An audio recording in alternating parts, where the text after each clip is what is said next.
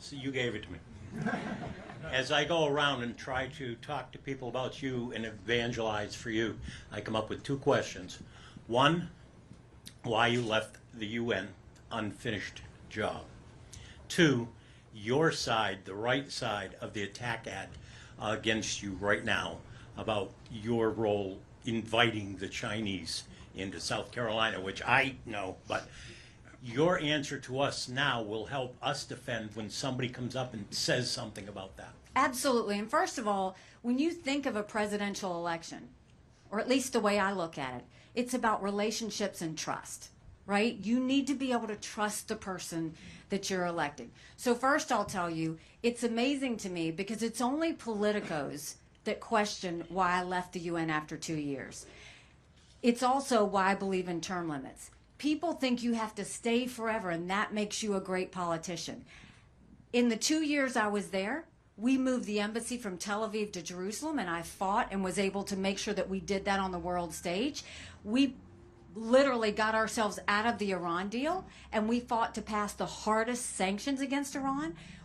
I negotiated with China and Russia to pass the largest set of sanctions in a generation against North Korea, and we stopped them testing ballistic missiles. We did an arms embargo with South Sudan. We did multiple things. When you are done, the true test is knowing when to leave.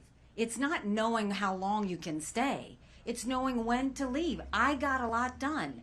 And I knew, okay, when you get it done, you step away and you let someone else fill in. That's what I did. I won't apologize for that. The second thing is, you know what? God bless Ron.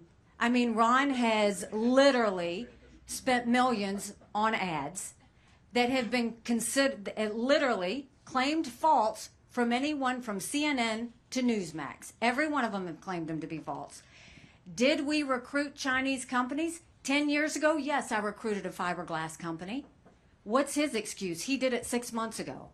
So what? If you kick, I kick back.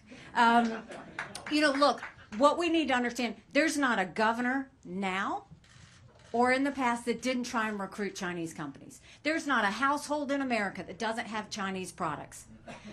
The goal is now. What I saw at the United Nations when I dealt with the Chinese every day, they are on a mission.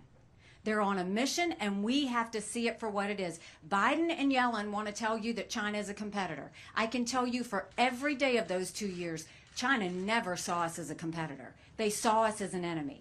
We have got to start treating them the way they treat us. That's the answer to how you deal with China.